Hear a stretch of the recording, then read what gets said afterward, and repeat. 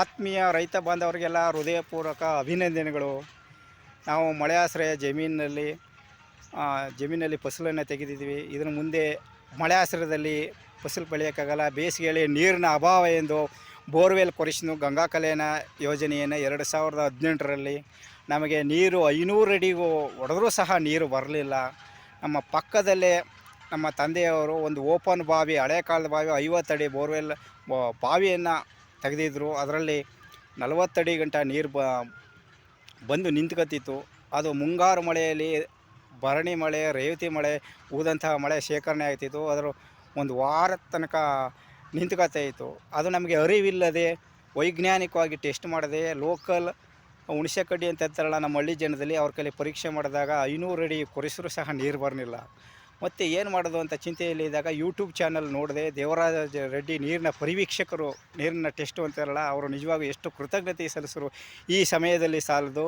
ಅವರ ವಿಡಿಯೋವನ್ನು ನೋಡಿ ನಮ್ಮಣ್ಣ ಅವ್ರಿಗೆ ಹೇಳಿ ನೀರನ್ನ ಜಿಯಲಿಸ್ಟ್ನವ್ರ ಕೈಲಿ ಟೆಸ್ಟ್ ಮಾಡೋಣ ಅಂತ ಬಂದಾಗ ನಮ್ಮ ಓಪನ್ ಬಾವಿ ಏನು ತಂದೆಯವರು ತೆಗೆದಿದ್ರು ಅದರ ಮುಂಭಾಗದಲ್ಲೇ ಪಾಯಿಂಟನ್ನು ಕೊಟ್ಟರು. ಪಾಯಿಂಟನ್ನು ಕೊಟ್ಟಾಗ ಸುಮಾರು 3 ಲೆಂತಿಗೆ ನೀರು ಬಂತು. ನಾವು 400 ಅಡಿ ಅಡಿ ಕೊರೆಸಿದ್ವು.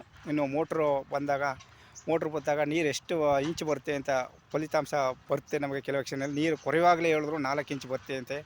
ಆದರೆ ನೀರು ಬಿಟ್ಟಾಗ ಫೈನಲು ಬರುತ್ತೆ. ಅದು ನಾವು ನೀರು ಬರುತ್ತೆ ಅಂತ ಗ್ಯಾರಂಟಿ ನಾವು ಫಲಿತಾಂಶದಲ್ಲಿ ಇದ್ದೇವೆ. ನೀವು ಸಹ ರೈತ ಬಾಂಧವರು ಯೂಟ್ಯೂಬ್ ಚಾನಲ್ ನೋಡಿ ದೇವರಾಜ ರೆಡ್ಡಿಯವರು ನೀರಿನ ಪರಿವೀಕ್ಷಕರು, ಅವರ ಲೈಕ್ ಮಾಡಿ, ಕಮೆಂಟ್ ಮಾಡಿ, ಶೇರ್ ಮಾಡಿ, ಅವರು ಕೊಟ್ಟಂಥ ಮಾಹಿತಿಯನ್ನು ನಿಮ್ಮ ಜಮೀನಿನಲ್ಲಿ ಅಳವಡಿಸಿಕೊಳ್ಳಿ. ಒಳ್ಳೆಯ ಉತ್ತಮವಾದ ಫಲಿತಾಂಶ ನಿಮಗೆ ಬರುತ್ತದೆ. ಅದರಲ್ಲಿ ಯಾವುದೇ ಗ್ಯಾರಂಟಿ ಇಲ್ಲ. ಮತ್ತು ಒಂದು ವೇಳೆ ನೀರು ಬರಲಿಲ್ಲ ಅಂದರೆ 500 ಅಡಿ 1000 ಅಡಿ ಕೊಡೆಯಕ್ಕೆ ಹೋಗಬೇಡಿ. ಕೃಷಿ ಹೊಂಡ ಮಾಡ್ಕೊಳ್ಳಿ, ಅರಣ್ಯ ಗಿಡ ಮಾಡಿ. ಒಳ್ಳೊಳ್ಳೆ ತಳಿಗಳು ಬಂದಿದ್ದಾವೆ, ಕ್ರಾಸ್ ತಳಿಗಳು ಬಂದಿದೆ, ಹೈಬ್ರಿಡ್ ತಳಿಗಳು ಬಂದಿದೆ. ನಿಂಬೆ ಹಾಕಿ, ಬೆಟ್ಟದಲ್ಲಿ ಹಾಕಿ, ಒಳ್ಳೆಯ ಜೀವನಕ್ಕೇನು ತೊಂದರೆ ಇಲ್ಲ. ನೀವು ಆದಷ್ಟು ಸಹ ನೆಲ ಜಲ ಸಂರಕ್ಷಣೆ ಮಾಡಿಕೊಳ್ಳಿ ರೈತರೇ. ನಾವು ಮಾಡದೇ ಇದ್ದರೂ ಸಹ ಬೇರೆಯವ್ರಿಗೆ ಅನುಕೂಲ ಆಗಲಿ ಅಂತ ನೀವು ಮಾಹಿತಿ ಕೊಡಿ ರೈತರೇ. ನಾವು ಮಾಡಲಿಲ್ಲ ಅಂದ್ಬಿಟ್ಟು ನೀವು ಮಾಹಿತಿ ತಗೊಂಡು ಬೇರೆಯವ್ರಿಗೆ ಹೇಳೋದಲ್ಲ. ನಮ್ಮಲ್ಲಿ ಹಣಕಾಸಿನ ಸೌಲಭ್ಯ ಇಲ್ಲ, ಏನು ಮಾಡೋದು ಅಂತ ಬೇರೆಯವ್ರಿಗೆ ಈ ಮಾಹಿತಿಯನ್ನು ಹಂಚಿ ಅವರು ಸಹ ಅಭಿವೃದ್ಧಿಯಾಗಲಿ. ಮೇಲುಗಡೆ ಬಂದಂಥ ನೀರು ಕೂಡ ಯಾವುದೇ ರೀತಿಯಲ್ಲಿ ಪೋಲು ಮಾಡದೆ ನಿಮ್ಮ ಜಮೀನಿಗೆ ಇಂಗುಗುಂಡಿ ಮಾಡ್ಕೊಳ್ಳಿ, ರೀಚಾರ್ಜ್ ಮಾಡ್ಕೊಳ್ಳಿ. ಯಾವುದೇ ಕಾರಣಕ್ಕೂ ಸಕ್ಸಸ್ 100% ಸಕ್ಸಸ್ ಆಗೋದಂತೂ ಗ್ಯಾರಂಟಿ. ಹೆಚ್ಚಿನ ವಿಡಿಯೋಗೆ ದೇವರಾಜ ರೆಡ್ಡಿಯವರ ಯೂಟ್ಯೂಬ್ ಚಾನಲ್ನ ನೋಡಿ ಸಬ್ಸ್ಕ್ರೈಬ್ ಮಾಡ್ಕೊಳ್ಳಿ ಸ್ನೇಹಿತರೆ. ಅವರು ಕೊಟ್ಟಂಥ ಮಾಹಿತಿ, ಸಲಹೆ, ಸೂಚನೆಗಳನ್ನು ನಿಮ್ಮ ಜಮೀನಿನಲ್ಲಿ ಅಳವಡಿಸಿಕೊಳ್ಳಿ ಸ್ನೇಹಿತರೆ. ಏಕೆಂದರೆ ಇವತ್ತಿನ ನೀರಿನ ಅಭಾವ ಎಲ್ಲೆಲ್ಲೋ ಅಭಾವ ಆಗ್ಬಿಟ್ಟಿದೆ. ಬರ ಬಂದಾಗಂತೂ ಇದ್ದಷ್ಟು ಕಾಡ್ಬಿಟ್ಟಿದೆ. ನಿಮ್ಮ ಜಮೀನಿನಲ್ಲಿ ನೀವು ಹರಿದು ಹೋಗುವಂಥ ನೀರನ್ನು ತಡೆಗಟ್ಟಿ, ಹೇಗೆ ಸಮುದ್ರಕ್ಕೆ ಹರಿದು ಹೋಗುವಂಥ ನೀರು ಎಲ್ಲ ವೇಸ್ಟ್ ಆಗ್ತಾಯಿದೆ. ನಿಮ್ಮ ಜಮೀನಿನಲ್ಲಿ ಅಳವಡಿಸ್ಕೊಂಡ್ರೆ ಒಂದು ಉತ್ತಮವಾದ ಜೀವನ ಮಾಡ್ಬೋದು. ಏಕೆಂದರೆ ನೀರಿಗೆ ಬಹಳ ಮಹತ್ವ ಕೊಡಬೇಕು. ನಾವು ಒಂದೊಂದು ಹನಿಗೂ ಸಹ ಬೆಲೆ ಕೊಡಬೇಕು ಇವತ್ತಿನ ಪರಿಸ್ಥಿತಿಯಲ್ಲಿ. ಸೈಂಟಿಸ್ಟ್ ವಿಜ್ಞಾನಿಗಳನ್ನ ನೀವು ಸಂಪರ್ಕ ಮಾಡಿಸಿ ಆದಷ್ಟು ನೀವು ಈ ವಿಡಿಯೋವನ್ನು ದೇವರಾಜ ರೆಡ್ಡಿಯವರ ವಿಡಿಯೋವನ್ನು ನೋಡಿ ಸಬ್ಸ್ಕ್ರೈಬ್ ಮಾಡಿ, ಲೈಕ್ ಮಾಡಿ, ನಿಮ್ಮ ಫ್ರೆಂಡ್ಸ್ಗೂ ಶೇರ್ ಮಾಡಿ. ನಮಸ್ಕಾರ ಸ್ನೇಹಿತರೆ. ನಾನು ಯೋಗೇಂದ್ರ ಪ್ರಸಾದ್, ನಂಜನಗೂಡು ತಾಲೂಕು, ಯಲಚಗೆರೆ ಗ್ರಾಮ.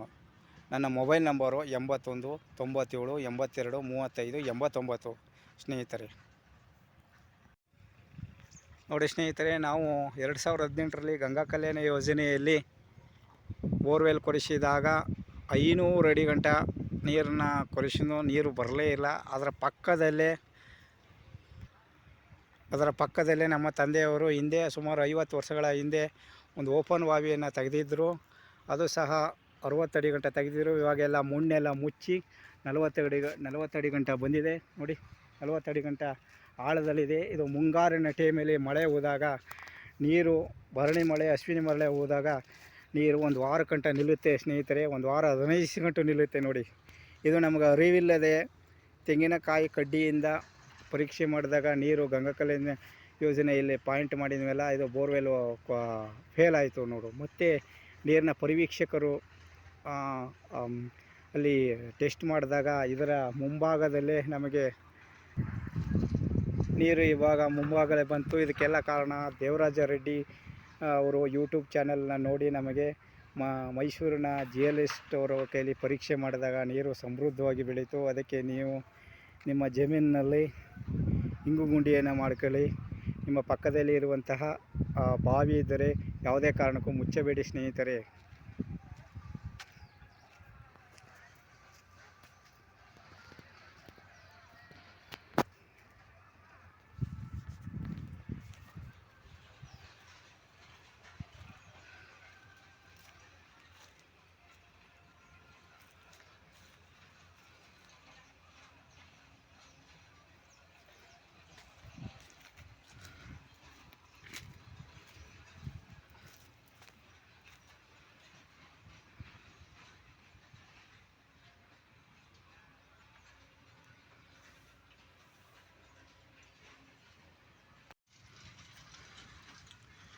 ನಾವು ಬೋರ್ವೆಲ್ ಕೊರೆಸದೇ ಇದ್ದಾಗ ಮಳೆ ಆಶ್ರಯದಲ್ಲಿ ಮಾವಿನ ಗಿಡವನ್ನು ಹಾಕಿದ್ದೀವಿ. ಉತ್ತಮ ತಳಿ ಇದು ಬಾದಾಮಿ ಗಿಡ.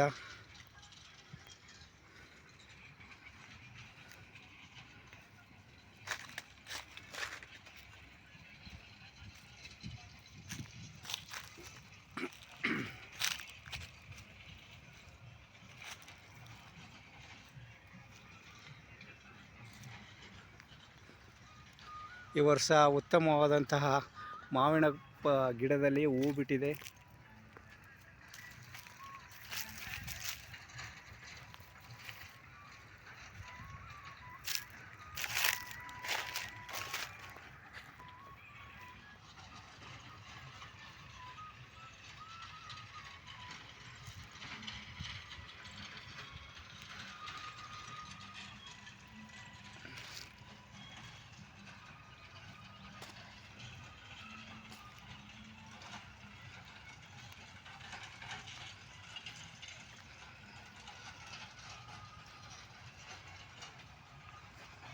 ಆ ವಿಡಿಯೋಗ ಸೆಟಪ್ ಮಾಡಿ ಜೋಡಿಸಿ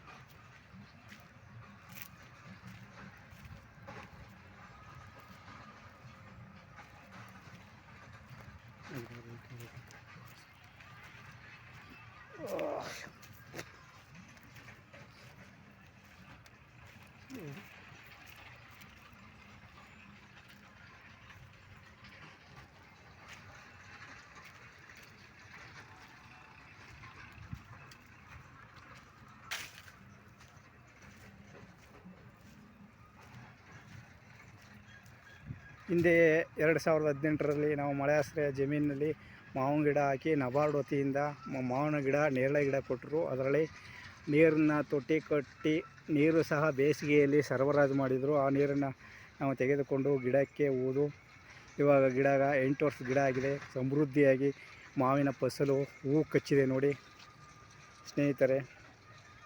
ಇದೆಲ್ಲ ನಮ್ಮ ಯೂಟ್ಯೂಬ್ ಚಾನಲ್ನ ನೋಡಿ ನೀರಿನ ಪರಿವೀಕ್ಷಕರು ಜಿಯಲಿಸ್ಟ್ ಅಂತಾರಲ್ಲ, ಜನಾರ್ದನ ದೇವರಾಜ ರೆಡ್ಡಿಯವರ ಮಾರ್ಗದರ್ಶನದಲ್ಲಿ ಇದೆಲ್ಲ ನಮ್ಮ ಮಾಹಿತಿ ದೊರೆತು ಇಷ್ಟೆಲ್ಲ ಮಾಡಿರೋದು.